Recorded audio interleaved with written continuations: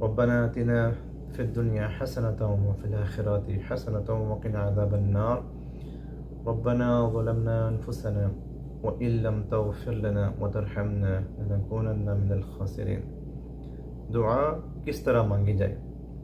ہم دعا تو مانگتے ہیں لیکن ہمیں دعا مانگنے کا طریقہ نہیں آتا۔ ہم بس فٹافٹ 2 لفظوں میں ہم نے دعا مانگی اور بس ہم چل دیے۔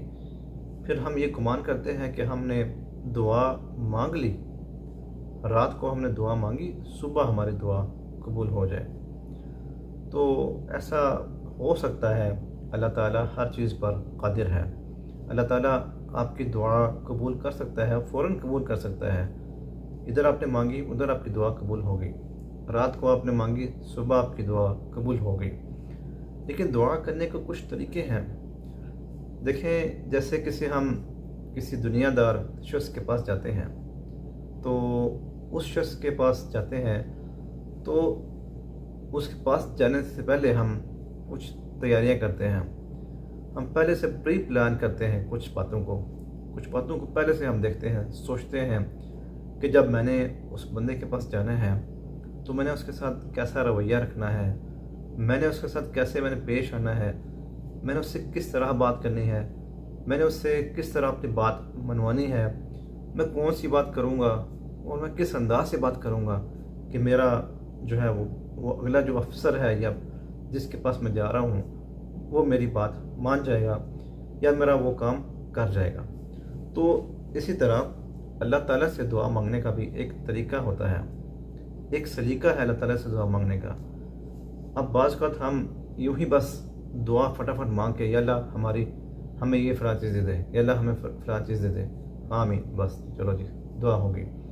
ٹھیک ہے، طریقہ یہ بھی صحیح ہے، لیکن جس طرح آپ دنیاوی امور کے لیے، دنیاوی کاموں کے لیے کسی افسر کے پاس جاتے ہیں اور فل پریپریشن کے ساتھ، فل تیاری کے ساتھ جاتے ہیں، اسی طرح اگر ہم اپنے رب کی بارگاہ میں بھی مکمل تیاری کے ساتھ جائیں، پلاننگ کر کے جائیں کہ ہم نے اپنے رب کی بارگاہ میں کیسے جانا ہے، ہم نے اپنے رب کی بارگاہ میں کیسے دعا مانگنی ہے، ہم نے کس طریقے سے مانگنی ہے، تو یقیناً اللہ تعالیٰ خوش ہوگا اگر ہم اچھے طریقے سے اس کے اچھے نام پکار کر، آپ صلی اللہ علیہ وسلم پر درود بھیج کر اگر ہم دعا مانگیں گے تو یقیناً اللہ تعالیٰ بہت خوش ہوگا۔ اور طریقہ بھی یہی ہے کہ سب سے پہلے آپ درود پاک بھیجیں نبی پاک صلی اللہ علیہ وسلم پر۔ جب بھی آپ نے دعا مانگنی ہے تو سب سے پہلے آپ صلی اللہ علیہ وسلم پر آپ درود پاک بھیجا کریں۔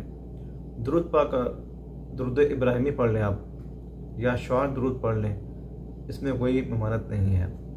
تو سب سے پہلے درود پاک پڑھیں، اس کے بعد اللہ کے جو نام ہیں ان کو پکاریں، یا حنان، یا منان، یا ذا الجلال والاکرام، یا ارحم الراحمین، یا عزیز، یا کریم، یا غفار۔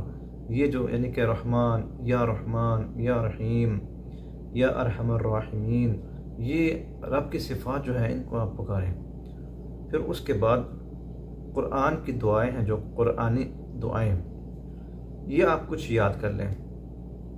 جیسے عموماً ہم روزانہ نماز میں پڑھتے ہیں، رب اجعلنی مقیم الصلاۃ ومن ذریتی ربنا وتقبل دعاء ربنا اغفر لی ولوالدی وللمؤمنین یوم یقوم الحساب۔ اور اس کے بعد ربنا آتنا فی الدنیا حسنۃ وفی الآخرۃ حسنۃ وقنا عذاب النار۔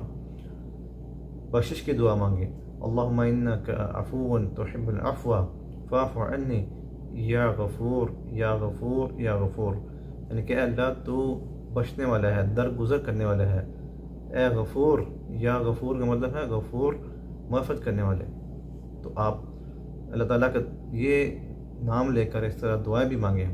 قرآن کی کچھ دعائیں آپ دیکھیں، اگر گوگل میں لکھیں گے نا 40 قرآنی دعائیں، 40 قرآنی دعائیں، تو یہ 40 دعائیں آپ کو مل جائیں گی۔ کوشش کریں ان میں سے کچھ یاد کر لیں۔ بہت سی ہیں، ربنا اغفر لنا ذنوبنا واسرافنا فی الامور کلھا، ٹھیک ہے، اس طرح کی دعائیں ہیں قرآن پاک کی، تو آپ یاد کر لیں۔ انشاءاللہ ان دعاؤں کے ساتھ اگر آپ دعا مانگیں گے تو پھر انشاءاللہ آپ کو زیادہ فائدہ ہوگا، اللہ تعالیٰ جو ہے آپ پر کرم کرے گا۔ تو یہ دعائیں مانگنے کے بعد، قرآنی دعائیں مانگنے کے بعد آپ اپنی دعائیں مانگیں، اپنے زبان میں آپ دعائیں مانگیں۔ کس طرح دعا مانگنی ہے؟ سب سے پہلے جیسے میں نے آپ کو بولا ہے کہ رب کی بارگاہ میں درود پڑھنا ہے، پھر دعائیں مانگنی ہے قرآنی، اب آپ نے اللہ کی بارگاہ میں اپنی عرض پیش کرنی ہے، نبی پاک صلی اللہ علیہ وسلم پر درود بھیجنا ہے، پھر اپنی حاجت اللہ کی بارگاہ میں پیش کرنی ہے۔ اب دیکھیں، کچھ لوگ کہتے ہیں کہ ہاں جی میں چھوٹی سی چیز کیسے مانگوں اللہ سے؟ تو اگر آپ کو سوئی بھی اگر آپ کی گم جاتی ہے نا، تو وہ بھی آپ اپنے رب سے مانگیں۔ یقین کریں کہ آپ کو وہ ہر چیز چھوٹی سے چھوٹی اور بڑی سے بڑی چیز دینے پر قادر ہے۔ اس کے خزانے تو بھرے ہوئے ہیں، اس کے خزانوں میں کمی نہیں ہے، کمی ہے تو ہمارے مانگنے میں کمی ہے بس۔ تو دعا مانگیں اللہ تعالیٰ سے کہ یا اللہ ہماری تمام حاجات جو جائز حاجات ہیں وہ پوری فرما۔ تو میں نے آپ کو دعا مانگنے کا طریقہ بتایا۔ ہاں، ایک اور بات یہ کہ جب آپ دعا مانگ لیں گے، دعا کے شروع میں اپنے درود پڑھنا ہے، اور پھر جب آپ کی دعا مکمل ہو جائے پھر آخر میں بھی آپ نے دعا کے آخر میں درود شریف پڑھنا ہے۔ کوشش کریں کہ اس میں درود ابراہیمی پڑھیں، شروع میں بھی درود ابراہیمی اور آخر میں بھی درود ابراہیمی پڑھیں، تو انشاءاللہ، کیونکہ درود کے درمیان جو دعا ہوتی ہے وہ رد نہیں ہوتی، وہ عرش تک جاتی ہے اور قبولیت کا شرف اس کو ملتا ہے۔ تو کوشش کریں، یہ جو میں نے طریقہ آپ کو بتایا ہے دعا مانگنے کا، اس طریقے سے آپ دعا مانگیں رب کی بارگاہ میں، اپنے رب کی بارگاہ میں گڑ گڑا کر عاجزی کے ساتھ اور دھیان کے ساتھ دعا مانگیں، تو انشاءاللہ آپ کو بہت زیادہ فائدہ ہوگا۔ اپنی دینی امور کے لیے بھی دعا مانگیں، دینی ترقی کے لیے بھی، اور اپنی دنیاوی ترقی کے لیے بھی دعا مانگیں۔ قرآن کی جو میں نے آپ کو بتائی ہیں کہ 40 قرآنی دعائیں، یہ بھی آپ ان میں سے کچھ یاد کر لیں، تو بہت آسان سی ہیں، چھوٹی چھوٹی بھی ہیں، تو میں نے کچھ آپ کو پڑھ کے بتائی ہیں، مزید آپ دیکھ لیں، گوگل سے ڈاؤن لوڈ کر لیں۔ تو اللہ تعالیٰ سے دعا ہے کہ اللہ تعالیٰ ہماری تمام دعائیں قبول فرمائے، ہماری تمام حاجات پوری فرمائے۔ تو یہ دعا کرنے کا طریقہ آپ کو کیسا لگا؟ اپنے کومنٹس میں رائے کا اظہار ضرور کرنا ہے۔ السلام علیکم ورحمۃ اللہ وبرکاتہ۔ ویڈیو کو لائک کریں، شیئر کریں، چینل سبسکرائب کر لیں اور بیل کے نشان پر ضرور کلک کر لیں۔